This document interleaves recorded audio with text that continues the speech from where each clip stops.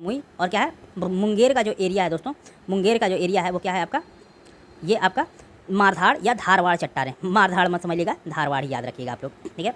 ये just for fun आपको समझाने के लिए। अगले उसी क्रम में बात करें तो कौन सी चट्टानें हैं विंध्यन चट्टानें।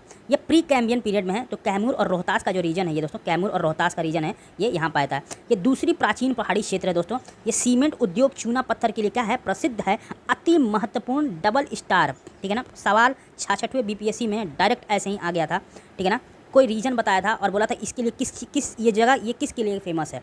तो यहाँ से भी एक सवाल बन सकता है कि दोस्तों प्री कैम्बियन की चट्टानें कौन सी हैं। तो ये कौन सी चट्टान है, विंध्यन चट्टानें दोस्तों। कहाँ एक्सटेंशन है, कैमूर और रोहतास में। सबसे दूसरी पुरानी चट्टानें कौन सी हैं प्राचीन पहाड़ी क्षेत्र की, तो ये कौन है, विंध्यन चट्टानें।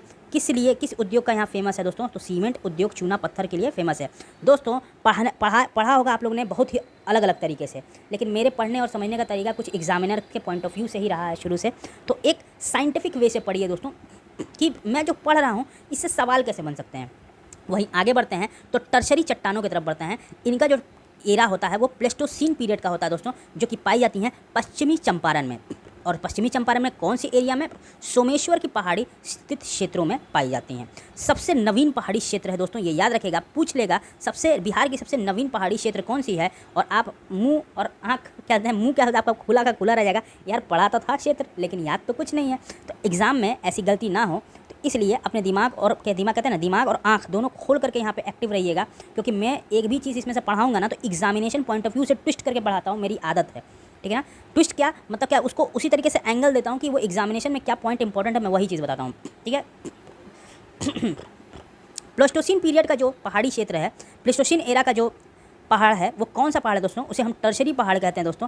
वो किस एरिया में है, तो पश्चिमी चंपारण में है। सबसे नवीनतम पहाड़ी श्रेणी बिहार की कौन सी है, that is known as the tertiary what is ये क्या है, टर्शरी प्रकार की, टर्शरी श्रेणी की क्या है, चट्टानें हैं दोस्तों। ये कहाँ स्थित है, तो सोमेश्वर पहाड़ी में के क्षेत्र में क्या है, स्थित है दोस्तों, स्थित क्षेत्र है दोस्तों, ये याद रखिएगा। ये देखिए 4 क्वेश्चन यहाँ, 4 क्वेश्चन यहाँ, 5 क्वेश्चन यहाँ, देख लीजिए। मैं आपके क्या है, आपने इस तरीके से पढ़ लिया, टर्शरी क्षेत्र में, टर्शरी चट्टानें प्लेस्टोसीन एरिया में, प्लेस्टोसीन एरा में पढ़ा जाता है। देखिए लोगों को पढ़ने का तरीका क्या है, टर्शरी चट्टानें हैं, प्लेस्टोसीन एरा में होती हैं, पश्चिमी चंपारण में पाया जाता है, सोमेश्वर पहाड़ी में स्थित है और सबसे नवीनतम पहाड़ी क्षेत्र है। क्या रट रहे हो, क्या रोबोट हो, रोबोट नहीं ना हो यार, रोबोट नहीं हो तो समझो कि ये क्यों बना हुआ है।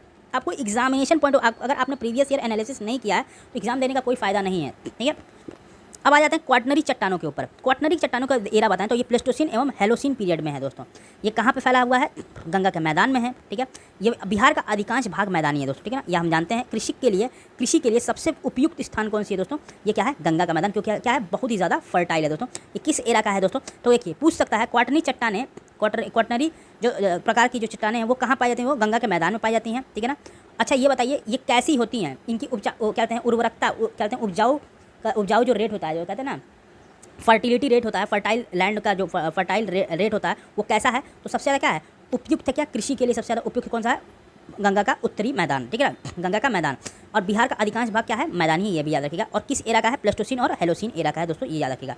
तो दोस्तों ये हम लोग ने देख लिया कि बिहार का जो अभी हम लोग ने क्या पढ़ा, बिहार के जो क्षेत्र हैं, ठीक है ना, जैसे हम पर्वत तराई क्षेत्र देख लिया, हम लोग ने पर्वत तराई क्षेत्र देख लिया, ठीक है।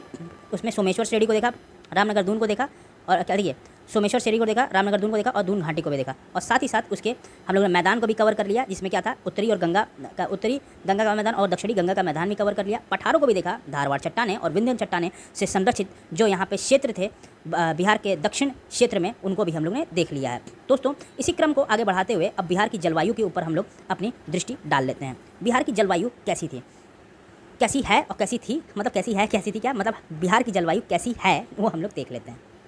चलिए तो आ जाते हैं बिहार के जलवायु की तरफ। ना स्टार्ट करते हैं।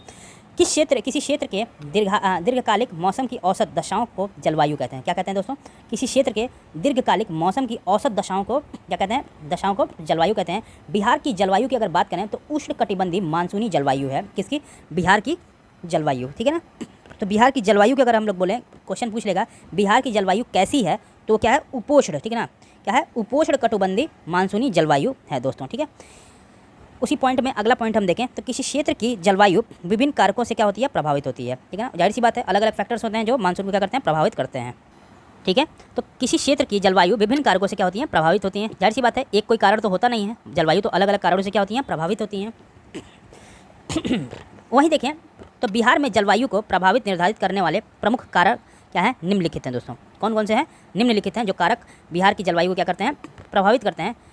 पहला क्या है, अशांतीय स्थिति, जिसे हम कहते हैं उपोष्ण क्षेत्र। दूसरा क्या है, बंगाल की खाड़ी से दूरी, मानसून का प्रभाव इत्यादि। उत्तर में हिमालय पर्वत की उपस्थिति और उच्चावच। ये क्या है, ये आपके 5 क्या है कारण है जिनकी वजह से मानसून क्या होता है, के ऊपर इफेक्ट पड़ता है दोस्तों, ये याद रखिएगा। वहीं देखें तो बिहार के उत्तरी भाग में एवं दक्षिणी भाग के भौगोलिक दशाओं में अंतर के कारण विभिन्न भूगोलवेताओं ने बिहार की जलवायु को अलग अलग प्रकार से क्या है, भूगोलवेताओं जो हैं उन्होंने अलग अलग प्रकार से क्या किया है, वर्गीकरण किया है। अगर बात करें तो जलवायु की, तो कोपेन की जलवायु, त्रिवर्था की जलवायु, ठीक है ना, और क्या है, थार्नवेट की जलवायु क्या है, विभाजित हुआ है दोस्तों, ठीक है ना, विभाजित किया गया है। वहीं अगर बात करें तो दक्षिणी, देखिए कोपेन की जलवायु वर्गीकरण की अगर बात करें तो उत्तरी बिहार का क्षेत्र और दक्षिणी बिहार का क्षेत्र, ठीक है ना। कोपेन की उत्तरी बिहार के क्षेत्र को क्या कहते हैं, CWG, जिसे क्या कहते हैं, ठीक है। तो क्या है, बिहार का उत्तरी, देखिए कोपेन के हिसाब से उत्तरी बिहार की जो संकेतक है वो CWG है। तो आप लोग पूछोगे भैया CWG क्या होता है, ठीक है। CWG को हिंदी में क्या कहते हैं, शुष्क शीत ऋतु की मानसूनी जलवायु कहते हैं, ठीक है ना। क्या कहते हैं, इसको मैं लिख देता हूँ यहाँ पे, इसे क्या कहते हैं, शुष्क मतलब आप समझते हैं, शीत वो भी आप समझते हैं, ठीक है ना, ऋतु मीन्स की मौसम आप ये भी समझते हैं क्या है, कि मानसूनी जलवायु, ठीक है ना, मानसूनी क्या है, जलवायु होती है, ठीक है ना, जलवायु होती है, ये याद रखेंगे। CWG का संकेतक कौन सा एरिया है, कोपेन के हिसाब से उत्तरी बिहार जो है वो शुष्क शीत ऋतु की मानसूनी जलवायु के अंतर्गत आता है। वहीं दक्षिण बिहार की बात करें तो AW की इसका संकेतक है, तो इसको क्या कहते हैं, उष्ण सवाना प्रकार की क्या है, ये जलवायु है, ठीक है ना, जलवायु है। दोस्तों यहाँ पे समय कम है, नहीं तो मैं आपको कोपेन का जो सिद्धांत है मैं आपको समझाता, ठीक है ना, लेकिन अलग से मैं वीडियोज़ लाऊंगा, उसके लिए भी आप घबराइए मत। त्रिवार्था ने क्षेत्र को डिवाइड किया था, उत्तरी और बिहार को और दक्षिणी बिहार में डिवाइड किया था।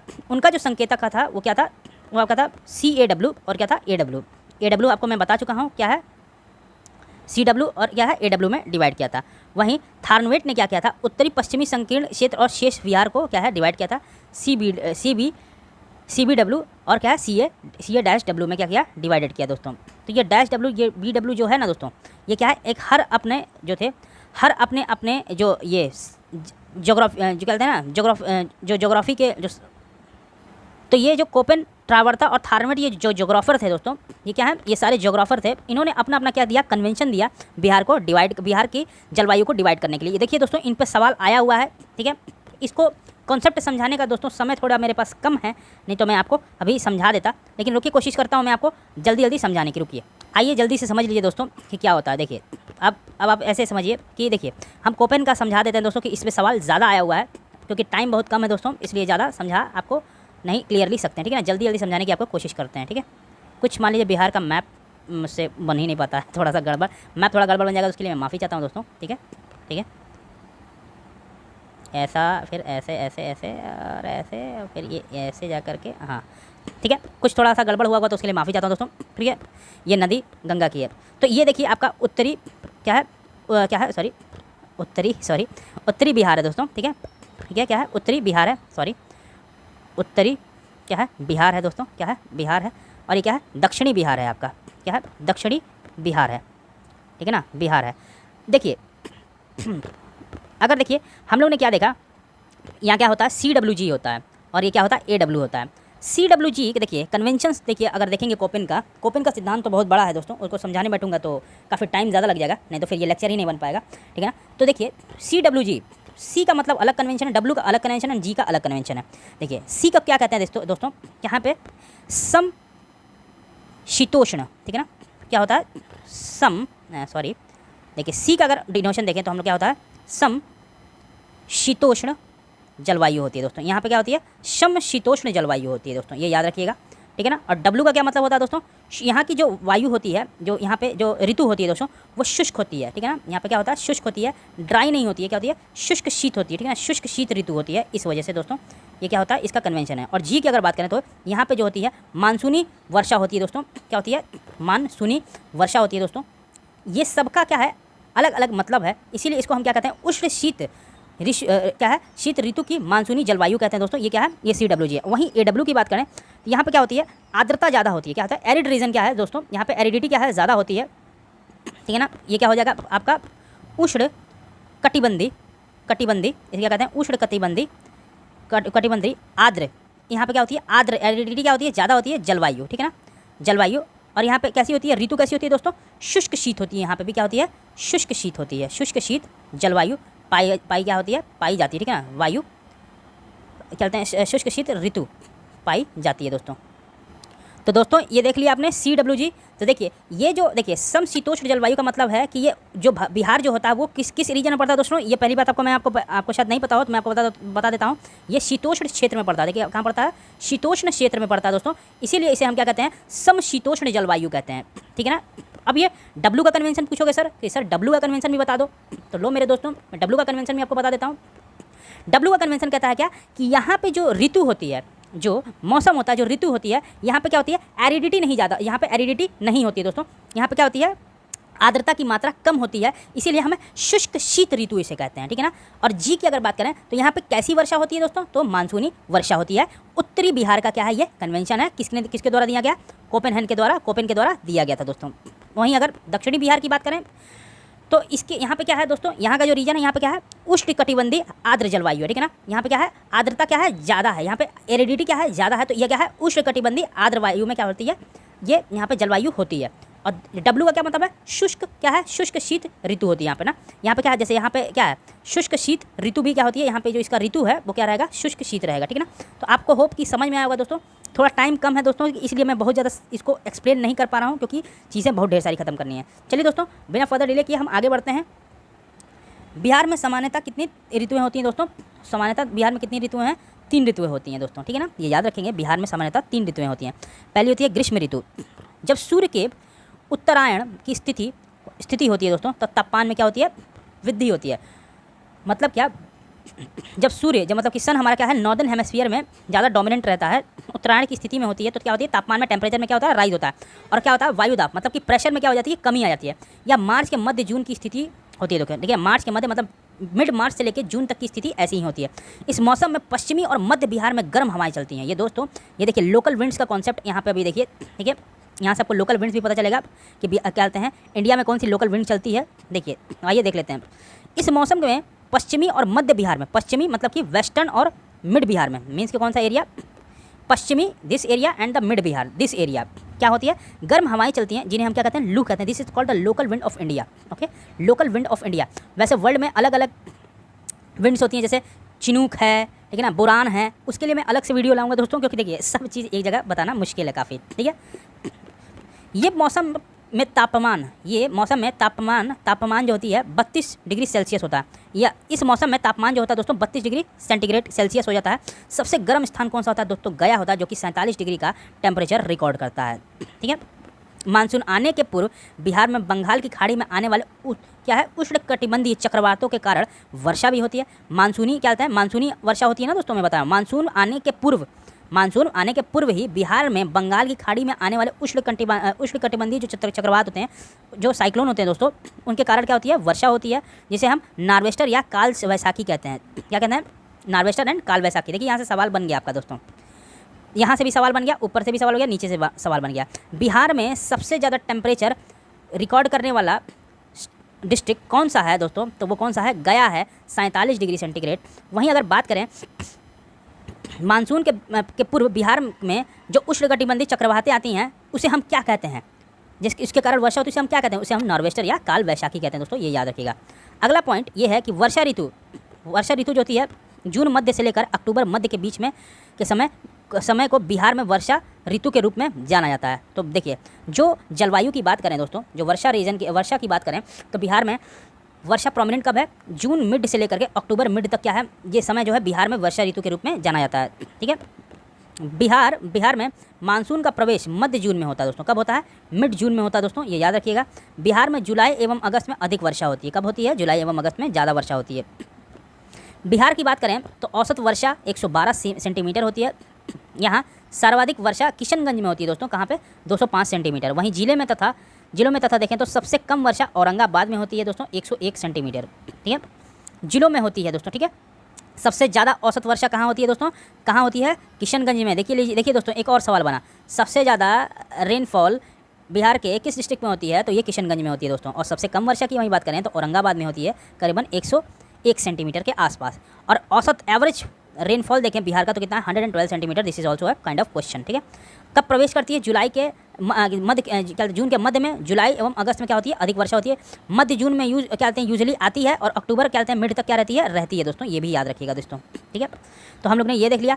उसी श्रृंखला में अगला पॉइंट ये है कि बिहार में दक्षिणी पश्चिमी मानसून, जिसे हम साउथर्न वेस्टर्न मानसून कहते हैं, साउदर्न वेस्टर्न मानसून कि बंगाल की खाड़ी की शाखा के सर्वाधिक वर्षा होती है ना। साउथ वेस्टर्न मानसून जो होता है, जो बंगाल की खाड़ी का जो शाखा है, मतलब जो एरिया है, ये जो रीजन है, उसमें क्या होती है? मैक्सिमम रेनफॉल होता है। बिहार में उत्तरी भाग में अधिक वर्षा प्राप्त होता है दोस्तों। ठीक है ना, क्योंकि वहाँ पर क्या है? एरिडिटी क्या है? कम है। ठीक है ना, वहाँ पे क्या है? आपका एरिडिटी कम है, वहाँ पे क्या होगी? वर्षा ज़्यादा होगी। अभी हम लोगों ने ऊपर कोपेन का वो सिद्धांत देखा था जलवायु का। ठीक है ना, तो अधिक वर्षा कहाँ होगी? बिहार के उत्तरी भाग में, जिसके कारण उत्तरी बिहार में बाढ़ से तथा दक्षिणी बिहार में कुछ भाग सूखा से भी प्रभावित होता है दोस्तों। ये भी याद रखिएगा दोस्तों, बहुत इंपॉर्टेंट है। बिहार में उत्तरी भाग में अधिक वर्षा प्राप्त होता है, ये तो हम लोग जानते ही हैं, जिसके कारण उत्तरी बिहार बाढ़ से तथा दक्षिणी बिहार कहाँ से? दक्षिण बिहार का कुछ भाग सूखा से प्रभावित भी होता है। अगर बात करें शीत ऋतु की, इसी श्रृंखला में अगर बात करें शीत ऋतु की, तो इसका काल मध्य अक्टूबर से फरवरी माह तक रहता है, मतलब ठंडी का रीजन की बात कर रहा है। मानसून लौटने के साथ बिहार में शीत ऋतु आरंभ हो जाता है। जैसे ही मानसून वापसी होती है, मानसून की वापसी होती है, लौटानी होती है, तो बिहार के क्षेत्र में क्या होता है? शीत ऋतु का क्या होता है? आरंभ हो जाती है। ठीक है, बिहार में दिसंबर और जनवरी के माह में सर्वाधिक ठंडक होता है दोस्तों। सबसे ज़्यादा ठंडक कब होता है? दिसंबर से एवं जनवरी के माह में क्या होता है? ठंडी होता है। सर्वाधिक ठंडा जिला कौन सा है? गया। सबसे ज़्यादा देख लीजिए, सबसे ज़्यादा जहाँ जो ज़्यादा जल्दी, देखिए एक तरीके से तब गया क्या हो गया? लोहा हो गया भैया, लोहा हो गया। ठीक है ना, जो जल्दी गर्म होगा वही क्या होगा? जल्दी ठंडा होगा। ठीक है ना, जो सबसे ज़्यादा गर्मी कहाँ पड़ती है? गया में। और सबसे ज़्यादा ठंडक भी कहाँ पड़ती है? गया में। याद रखिएगा दोस्तों। ठीक है, सबसे ज़्यादा ठंडक कहाँ पड़ती है? गया में। दिसंबर जनवरी माह में भूमध्य सागर से आने वाले शीतोष्ण चक्रवात के कारण पश्चिमी एवं मध्य बिहार में हल्की वर्षा होती है। ये वर्षा रबी फसल के लिए क्या होती है? लाभदायक भी होती है। देखिए बहुत इंपॉर्टेंट पॉइंट, देखिए दोस्तों, यहाँ से मेंस के कई क्वेश्चंस आपको क्लियर कर सकते हैं कि सवाल ऐसे ही आते हैं। देखिए दिसंबर जनवरी माह में कहाँ पे? मेडिटेरेनियन सी, भूमध्य सागर से आने वाले शीतोष्ण चक्रवात के कारण क्या होता है? पश्चिमी एवं मध्य बिहार में क्या होती है? हल्की वर्षा होती है। और ये वर्षा किसके लिए लाभदायक होती है? रबी फसल के लिए। बहुत इंपॉर्टेंट पॉइंट, क्या ये क्या होती है? रबी फसल के लिए क्या होती है? लाभदायक होती है मित्रों। अत्याधिक ठंड बिहार में रबी फसल के लिए काफ़ी लाभदायक होती है। अत्याधिक ठंड, ठीक है, अत्याधिक ठंड जब ज़्यादा ठंड हो जाती है, किसकी वजह से ज़्यादा ठंड होती है दोस्तों? ये पूछ सकता है। रबी फसल के लिए जो लाभदायक जो हल्की वर्षा होती है वो किस चक्रवात या किस रीजन की वजह से होती है? तो वो होती है भूमध्य सागर, जिसे हम मेडिटेरेनियन सी कहते हैं, उसके आने वाले शीतोष्ण चक्रवात की वजह से दोस्तों पश्चिमी एवं मतलब कि वेस्टर्न एवं और मध्य बिहार, जो कि कहते हैं मिड बिहार, ठीक है ना, उसमें क्या होती है? हल्की हल्की वर्षा होती है। याद रखिएगा, हल्की हल्की वर्षा होती है।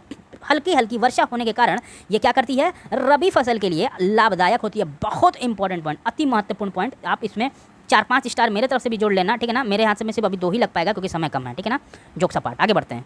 ठीक है, अत्याधिक ठंड बिहार में रबी फसल के लिए क्या है? काफ़ी लाभदायक होती है। ज़्यादा ठंड होगी तो रबी फसल के लिए क्या होगी? लाभदायक भी होगी दोस्तों। अब बात हो गई है रबी फसल की, तो कौन कौन से रबी फसल में पाए जाते हैं दोस्तों? आइए उनको भी देख लेते। तो रबी फसल की बात आई है दोस्तों, तो रबी फसल कौन कौन सी होती हैं दोस्तों? कुछ एग्जाम्पल आपको देख लेते हैं, जिसमें क्या होती है? गेहूँ, क्या होती है दोस्तों? गेहूँ के साथ साथ क्या? चना, फिर क्या होता है? जौ ले लीजिए, मटर ले लीजिए, जौ ले लीजिए, ये क्या हो जाएंगी? सरसों ले लीजिए, ये क्या है? ये क्या होती हैं? ये उगाई जाती हैं क्या? आपको ये क्या हो जाती हैं? ये क्या होती हैं? उगाई जाती हैं क्या? रबी फसल के अंतर्गत आती हैं। ठीक है ना, रबी फसल का जो दोस्तों देखिए समय होता है, उनका जो टाइम पीरियड होता है, ये याद रखिएगा, अक्टूबर से दिसंबर क्या कहते हैं? अक्टूबर से दिसंबर महीने में क्या हो जाती हैं? इसको बोया जाता है। ठीक है ना, याद रखिएगा, इसको क्या कहता है? लगाई जाती हैं या बोया जाता है। ठीक है, और गर्मी में क्या होता है दोस्तों? मित्रों, गर्मियों में क्या होता है? गर्मियों में क्या कहते हैं? इसको काट लिया जाता है। गर्मियों में अप्रैल से जून तक इसको क्या किया जाता है, अप्रैल टू जून के मिड में क्या किया जाता है, इसको काट लिया जाता है दोस्तों, काट लिया जाता है दोस्तों, ठीक है, याद रहेगा दोस्तों। चलिए अभी हम लोग ने क्या किया, अभी हम लोग ने बिहार की जलवायु क्या कहते हैं, जलवायु को देख लिया और किस तरीके से क्या था वो भी देख लिया है। अब ऋतुओं को भी देख लिया है, साथ ही साथ कौन कौन सी ऋतु थी, एक थी गर्मी, जाहिर सी बात है हर जगह होता है गर्मी, क्या कहते हैं, गर्मी, बरसात और ठंडा, ठीक है ना, हर जगह होता है, हर स्टेट में होता है, ऐसी कोई बात नहीं कि केवल बिहार इसके लिए फेमस है, ठीक है ना। तो मतलब बिहार का जो हम लोग जो मौसम है वो भी हम लोग ने देख लिया है।